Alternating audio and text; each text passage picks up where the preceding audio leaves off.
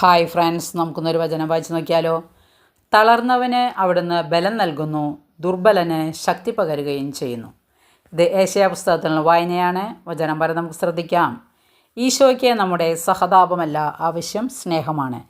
ഈ ജീവിതം ഒരു ത്യാഗമായി ഞാൻ എൻ്റെ കർത്താവിൻ്റെ കുരിശിന് താഴെ സമർപ്പിക്കുമ്പോഴാണ് ഈ സ്നേഹം പുറത്തു വരുന്നത്. സഹതപിക്കാൻ അനേകരുള്ളപ്പോഴും സ്നേഹിക്കാൻ ആരെങ്കിലും ഉണ്ടോ എന്ന് യേശു അന്വേഷിക്കുന്നു. ഇതാ ഞാൻ, എന്നെ അയച്ചാലും എന്ന് പറയുന്നവർക്ക് വേണ്ടി അവിടുന്ന് തിരയുന്നു.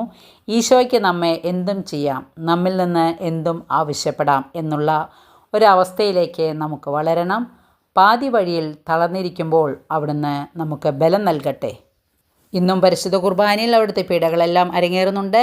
വീണ്ടും ഈശോ മുറിക്കപ്പെടുകയാണ്. അപ്പത്തിൻ്റെ രൂപത്തിൽ നമ്മുടെ ഓരോരുത്തരുടെയും ഉള്ളിലെത്തി ദഹിച്ചു തീരുകയാണ്. എല്ലാം നമ്മെ രക്ഷിക്കാൻ വേണ്ടി മാത്രം. വചനം ഇഷ്ടപ്പെട്ടെങ്കിൽ ലൈക്ക് ചെയ്യണേ. Okay, thank you, by.